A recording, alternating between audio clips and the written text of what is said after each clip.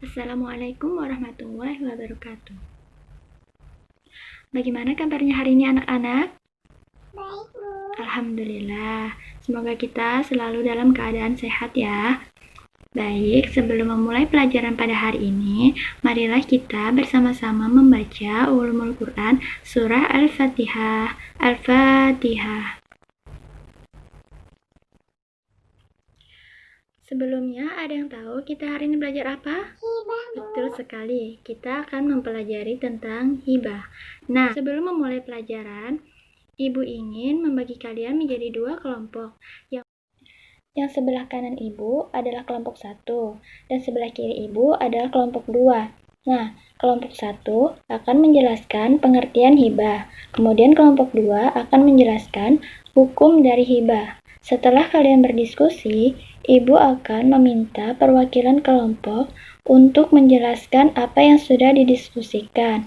Sekarang, Ibu akan memberi kalian waktu selama 5 menit untuk mencari informasi tersebut. Selamat mengerjakan. Baik, waktu sudah berakhir. Silahkan perwakilan masing-masing kelompok untuk menjelaskan hasil diskusinya. Silahkan kepada kelompok 1.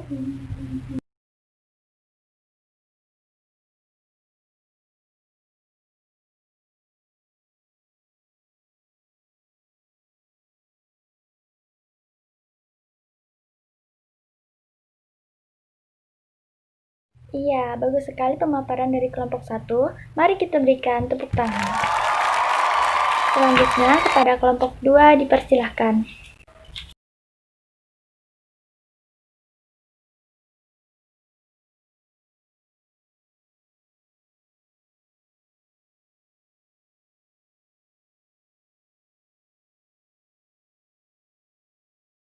Iya, pemaparan dari kelompok 2 juga sangat bagus sekali. Mari kita berikan aplaus sekali lagi buat kita semua. Baik, Ibu akan menjelaskan kembali apa yang telah dipaparkan oleh teman-teman tadi mengenai materi kita pada hari ini, yaitu hibah. Hibah secara bahasa berarti pemberian, sedangkan menurut istilah adalah pemberian sesuatu kepada seseorang secara cuma-cuma tanpa mengharapkan apa-apa sebagai tanda kasih sayang. Menurut mazhab Hanafi, hibah adalah memberikan hak memiliki suatu benda dengan tanpa ada syarat harus mendapat imbalan ganti pemberian ini dilakukan pada saat si pemberi masih hidup dengan syarat benda yang akan diberikan itu adalah sah milik si pemberi. Kemudian menurut mazhab Maliki, hibah adalah memberikan hak sesuatu materi dengan tanpa mengharapkan imbalan atau ganti.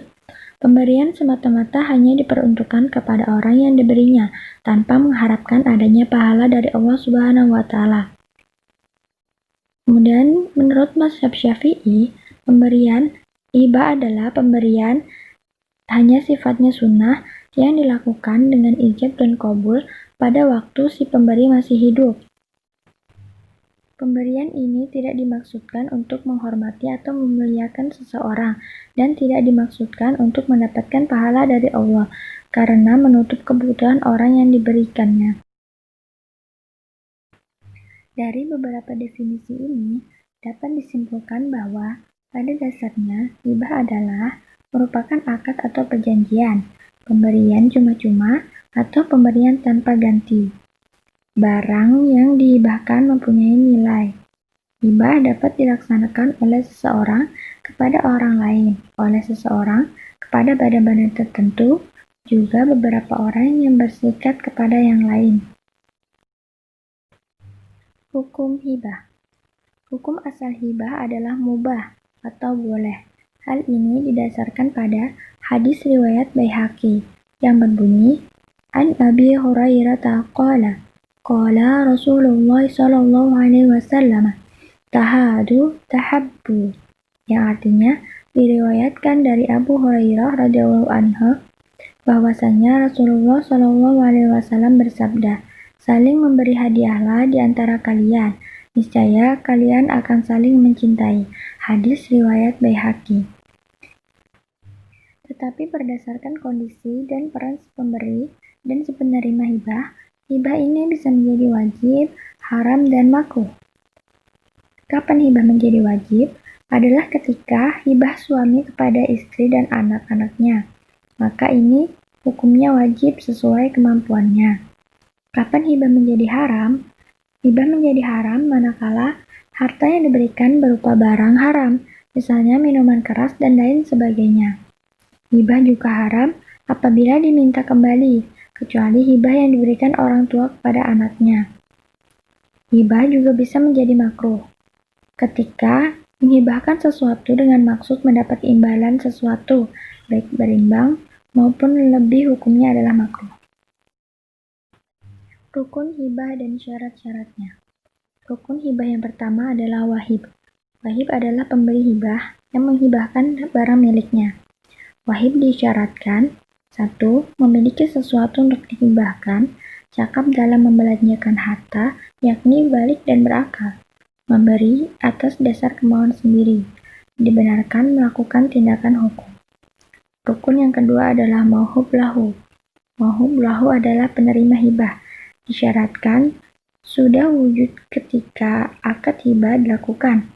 Apabila tidak ada secara nyata atau hanya atas dasar perkiraan, seperti janin yang masih dalam kandungan ibunya, maka ia tidak sah dilakukan hibah kepadanya. Rukun yang ketiga adalah mauhub. Mauhub adalah barang yang dihibahkan. Syaratnya sebagai berikut. Barang tersebut memiliki kesempurnaan milik si pemberi hibah. Yang kedua, memiliki nilai atau harga. Yang ketiga, sudah ada ketika akad hibah dilakukan. Yang keempat, telah dipisahkan dari harta milik penghibah. Yang kelima, berupa barang yang boleh dimiliki menurut agama. Kemudian yang keenam, dapat dipindahkan status kepemilikannya dari tangan pemberi hibah kepada penerima hibah. Kemudian rukun yang keempat adalah ijab qabul. Penyerahan, misalnya si penerima menyerahkan, "Saya hibahkan atau kuberikan tanah ini kepadamu." Lalu si penerima menjawab, "Ya, saya terima pemberian saudara." Itu merupakan contoh dari ijab qabul. Mencabut hibah. Jumhur ulama berpendapat bahwa mencabut hibah itu hukumnya haram, kecuali bila orang tua terhadap anaknya, sesuai dengan sabda Nabi SAW, hadis riwayat Abu Dawud, yang artinya, tidak halal seorang muslim memberikan suatu barang atau menghibahkannya, kemudian ia tarik kembali, kecuali pemberian atau hibah seorang bapak kepada anaknya. Hadis riwayat Abu Dawud. Hibah yang dapat dicabut diantaranya hibah orang tua terhadap anaknya karena bapak melihat bahwa mencabut itu demi menjaga kemaslahatan anaknya. Bila dirasa ada unsur ketidakadilan di antara anak-anaknya yang menerima hibah.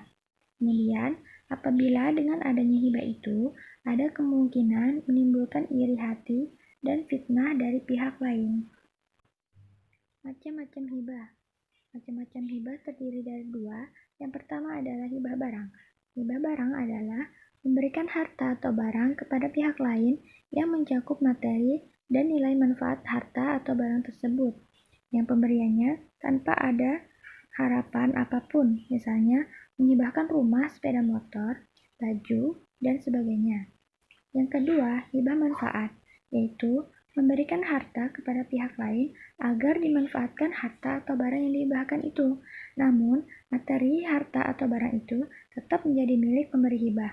Dengan kata lain, dalam hibah manfaat itu, si penerima hibah hanya memiliki hak guna atau hak pakai saja. Hibah manfaat terdiri dari hibah berwaktu dan hibah seumur hidup.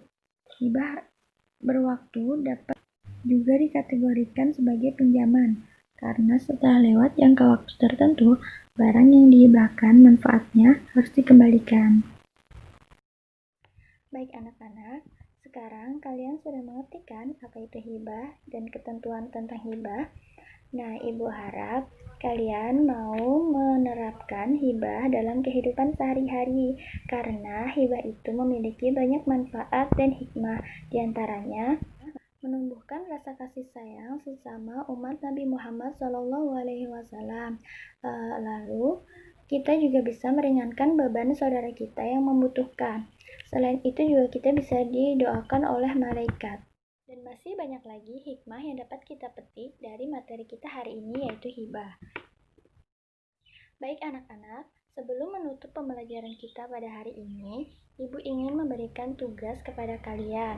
Nah, sebagaimana kelompok yang sudah dibagi pada awal pembelajaran tadi, Ibu ingin masing-masing kelompok membuat sebuah video yang menampilkan orang yang sedang berhibah sesuai rukun dan syaratnya sebagaimana yang telah kita pelajari pada hari ini.